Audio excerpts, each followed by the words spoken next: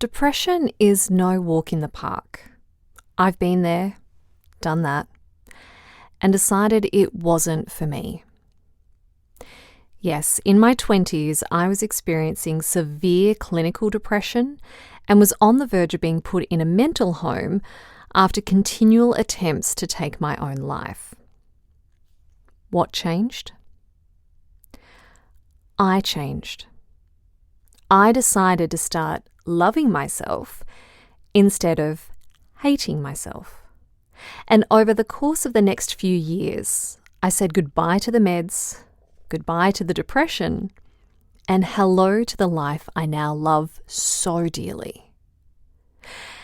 Today on I Love Me, the podcast, I share the very real journey of depression, the one I experienced firsthand, and the steps I needed to take in order to overcome my mental health struggles for good. It's my intention that sharing my story here today will inspire you, offer you hope, and give you the insight you need to start your journey to a healthier, happier you. Please know that however dark your days, all you need is a willingness to love yourself and then love yourself a little bit more each day. So whether you're struggling with your own mental health or supporting someone who's in the throes of a mental illness, may you leave this episode knowing that depression is not a life sentence and that you can break free so you can enjoy the life you are here to live.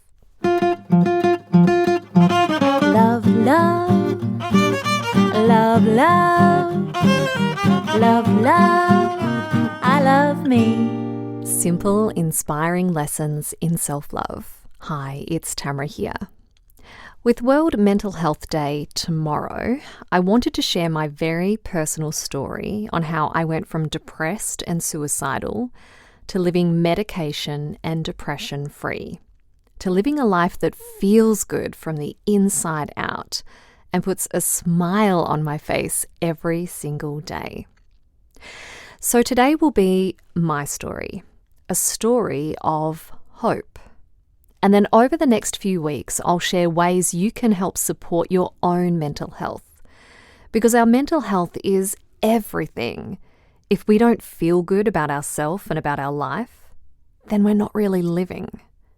And you, my beauty, are here to live a beautiful, fulfilling life. A life that lifts you up and supports you and makes you feel all warm and tingly inside.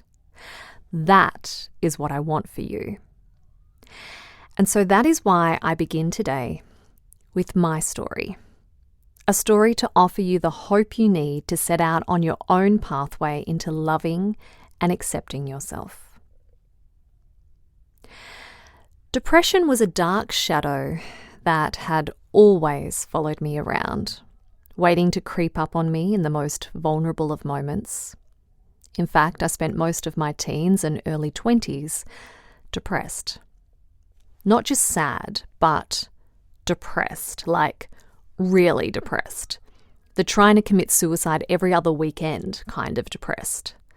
The kind of depressed person who's told by professionals she needs medication for life and will always experience depression. The kind of depressed that almost lands you in a mental home. I was 21 when I officially became a statistic, officially diagnosed with severe clinical depression and advised to start taking antidepressants. And so I did, all the while seeing psychologists, one psychiatrist, and a couple of counsellors at various points. Within a year of this, my emotions stabilised thanks to the drugs, some exercise and regular sessions with my counsellor. But the medication had given me more than a stable outlook on life. It had also given me an extra 15 kilos. Yes, I was now 15 kilos heavier thanks to one of the side effects of the antidepressants. So a year and a half into my meds and feeling I'd overcome the worst of the illness, I began coming off the meds under the guidance of my GP. That's when the emotional roller coaster began. I was up, I was down, I was all over the place, no longer able to keep my moods in check. I just started seeing a guy and he became the punching bag for my mood swings and erratic behaviour. I went through periods of being okay. I'd book in for a counselling session and she would help me work through my latest issues.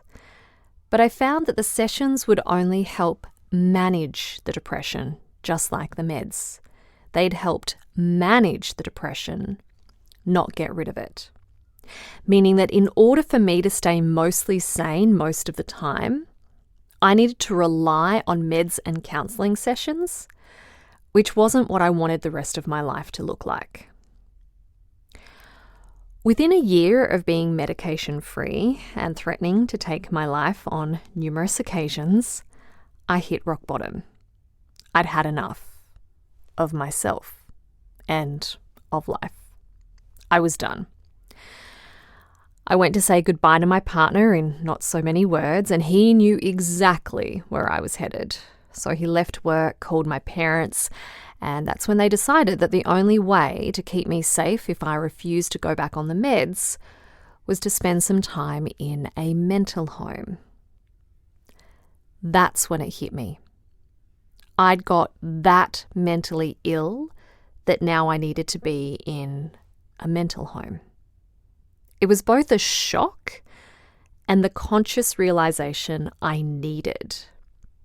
I did not want to go into a mental home. That was not how my story was going to unfold. And so I made a promise on that day that I would get better. I would do whatever it took to work out how to overcome the depression, and I wouldn't stop until I was depression-free. And so the real journey began. The journey of figuring out what causes depression and how to overcome it. Not entirely sure where to start, I began seeing an acupuncturist. I'd found acupuncture to help with some of my other issues in the past, and so I began regular sessions. The sole purpose of the acupuncture was to ease the depression, mostly from a physical perspective, so I could then have the mental capacity to work on the root of the depression, the mind stuff. The acupuncture for me acted like a natural antidepressant without the side effects. In fact, instead of it supplying me with happy chemicals, it helped get my body producing its own happy chemicals. And that was part of the problem when I came off the antidepressants. Since the meds had been supplying my happy chemicals, my body had stopped producing them, meaning that when I stopped taking the tablets, I wasn't getting any happy chemicals. That's why when people come off medication, they usually spiral back down into depression, often worse than when they first started taking the medication. So by getting acupuncture, I was able to not only get my supply of happy chemicals, I was able to get my body producing them again. And in doing so, instantly take away the risk of self-harm. I also learnt that there were other ways that helped my body produce more happy chemicals, so I started eating differently, exercising more. I joined a laughter yoga group after discovering that laughing is such a powerful way of healing mental and physical imbalances. And I gave up coffee, which I'll share more about in a future episode. So now I had this physical support, which was adding to my emotional support. I sought out a new type of therapist. This therapist taught me that depression was simply a label, and we could choose to lose the label of depression. Up until that point, every psychologist or counsellor I'd seen had only talked about managing the depression, not actually getting rid of it. It was this realization that I got to choose that totally opened my mind to a new way of thinking about the condition. I kept learning more, like how I'd started to believe certain things about myself, taking on beliefs that had led to me essentially being programmed to experience depression. And it was this programming, which I talk about in more depth in episode 2, this programming that I'd taken on as a child. It was responsible for 90% of my thoughts, actions, and beliefs. In understanding this, I decided to go deeper, to train up in techniques such as timeline therapy, therapeutic hypnosis, and neuro-linguistic programming, so that I could learn how to change that programming, so I could clear the beliefs that made me feel bad about myself and led to the negative thinking and self-sabotage patterns.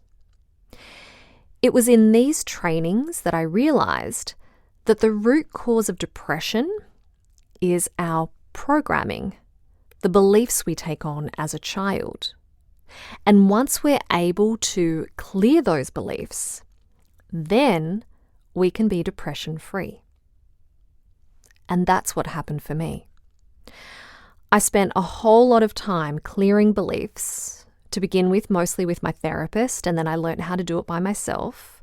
And here I was getting to the root cause of my issues. And what amazed me the most was that once a belief was gone, it was gone. And as the beliefs disappeared, so did the depression. Less than a year after learning how to clear beliefs, I was depression-free. That was over 16 years ago now, and the depression has never returned. Instead, I have a much deeper understanding of myself, a much greater love for myself, and the tools to travel through any difficult times in life. Because life is full of ups and downs, but when we are more consciously aware of how life can knock us around, we're able to glide through those challenges more easily without them plunging us down into the depths of depression. Now, this is a condensed version of events that led to me being depression-free. I actually kept a journal during my days of depression. I was recording everything that worked, why it worked, and the scientific backing behind that method or approach. And then once I was depression-free, I wrote that up into my first book, The Upside of Down, a personal journey and toolkit for overcoming depression. So if you're looking for a more in-depth guide to overcoming depression, that book is a really great place to start. So I'll pop a link in the show notes. But for me, the book was only the start. So inspired by all that I'd learnt, I then developed a 5-month program, which I now call my one-on-one intensive, so that I could help people become completely depression and pill-free, clear the programming that was at the root of the depression, and cultivate a lifestyle that supported them in continuing to live depression-free. I've been running that program now for 15 years, and I've helped so many people overcome their mental health challenges, which for me is proof that anyone can overcome depression if they know how.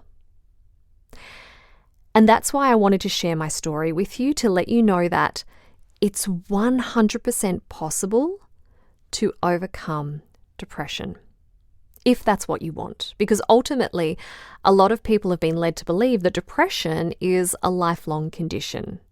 This is what I'd been told by countless authority figures, which, quite frankly, it doesn't have to be. Through my own personal experience and having worked with so many clients since, I know anyone can overcome depression if that's what they want. The trick is, in order to have a full recovery where the depression doesn't come back, you need to address the root cause. Medication, exercise, vitamins, eating well. While these things are helpful in managing depression, they don't cure it. Yes, we do need to change our lifestyle to support a depression-free body, but until we get to the root cause of the depression, then the depression will hang around and sneak back in as soon as our management strategies, such as getting a good night's sleep and enough vitamin C, as soon as they fall by the wayside, that's when the depression can re-emerge. Yet, when you clear depression out at the root cause, there is no depression to sneak back in. It's gone. So let me share more about what exactly depression is. Chances are your doctor told you that you have a chemical imbalance in the brain, and it's that chemical imbalance that's responsible for the depression. Well, then we need to ask, what caused this chemical imbalance in the first place? Because brain imbalances don't just happen. There needs to be a cause, right? That's the law of the universe, cause and effect. Everything has a cause. It's just that you may not be aware of the cause. So, what causes this imbalance? Well, when we have a thought, it triggers a chemical response in the body. If this thought is positive, it sends happy healing chemicals into the bloodstream. If the thought is negative, it sends toxic chemicals into the bloodstream. Chemicals like cortisol. This has been shown to be true by numerous scientists and researchers, such as biologist Bruce Lipton and neuroscientist and pharmacologist Candace Pert. Now, we need chemicals like cortisol to kick in to help us get out of harm's way in super lady speed when we get caught in a burning house, or if a bear happens to chase us down our suburban street. Cortisol has a very important job to do. But its purpose is not to continue to be activated day in, day out. What I'm saying is that when we're stressed out or experiencing fear, this misinforms our body to start producing chemicals like cortisol. Too much supply of these kinds of chemicals and we create an imbalance. So, now you know your thoughts create the chemical imbalance. But what then creates our thoughts? Our belief system. Beliefs we've taken on as a child and have become our truth. These beliefs get stored in our subconscious mind. Now, like I said, our subconscious mind is responsible for 90% of our thoughts, actions, and behaviors. So, if we believe, for example, that we are not good enough, if we're a failure, if we feel alone, I'm not wanted, I'm not lovable, then of course we're going to think negative thoughts. And in doing so, trigger off a host of unhealthy chemicals surging through our body. However, if we believe that we are good enough, I'm perfect just the way I am, I'm connected, I'm deserving, I'm wanted, and I'm lovable, then we enjoy much more positive thoughts. And as a result of this, our body benefits from a nice flow of happy chemicals like serotonin, oxytocin, and dopamine. No negative beliefs equals no chemical imbalance, which would mean no depression. Now, you might be asking, what creates the negative beliefs? They come from our upbringing. As I explain in episode 2, Programmed for Love, we adopted our belief system directly from the big people we spent the most time around as children. Your mum or your dad or your carers, they held a host of unhealthy beliefs like I'm not worthy or I can't change or I'm ugly, and you adopted them as your own. As a child, we learn very quickly. We're like a sponge and we absorb all of what we see and experience. Now, unless we own a time machine, you can't go back and change your upbringing. But the good news is you can change your beliefs. So, how do you overcome depression? You change your beliefs. Positive, healthy beliefs lead to a positive, healthy self-image and self-belief, which leads to a happy and stable person who is depression-free. a person who loves themselves. If you want to get to the root cause of depression, then you need to work directly with the subconscious mind and clear out the limiting beliefs that are creating the depression in the first place. Using medication or lifestyle changes, while these can be helpful as part of the process of healing, they don't get rid of the depression. They don't address the root cause of the illness. So, if you want to overcome depression, like get rid of it completely so it doesn't come back, then you need to clear out the beliefs that are causing the depression. And that's why I created my one-on-one intensive, to guide people through the process of clearing the depression-causing beliefs, while also helping them make the lifestyle adjustments that will ensure they can maintain a healthy, depression-free body long-term. A body that has happy, healthy chemicals flowing through it. If you've been struggling with depression and not been able to get to the bottom of it, like I was for many, many years, then by all means get in touch. I'll pop a link to the one-on-one intensive in the show notes so you can read more about the program. But what I really want you to understand is this. Depression does not need to be your lifelong traveling companion. If you're quite literally over depression and you no longer wish for it to play a part in your life, then there are ways you can become depression-free, like I did, like my clients do. I've created a 5-month program where every single client who is committed to that program is depression and med-free by the end of it. There are testimonials on my website where my clients share their journeys out of depression, which can be so good to read and watch, because I know for me, hearing that other people did it, it made it feel like it was more possible for me. And that's part of the healing process, knowing that it's possible that you can live depression-free. Now, if you're at risk to yourself right now, know that suicide is a permanent solution to a temporary problem. Depression can be temporary if we choose for it to be. We simply need the support around us to guide us through. You know, I've trained with Lifeline here in Australia. I was an advocate for them for many years, and they are a great free resource that you can call upon anytime if you're thinking suicidal thoughts, if you just need someone to talk to. They have a beautiful team of people who can help you move through that desire to self-harm. Their number is 13 11 14. And if you do want to get to the root cause of the depression, start where feels manageable for you. Maybe it's my book, The Upside of Down. Maybe it's getting some acupuncture, joining a laughter group. I'll share more about how to do that next week. Or if you're ready to dig out the root cause of depression, maybe it's my one-on-one intensive. Get in touch, see what I have available. But know that whatever you decide, you're not alone. There are people and resources that can be there for you on this beautifully raw journey into self-love. I have plenty on my website, gettingnaked.com.au, or seek out what resonates most for you at this time.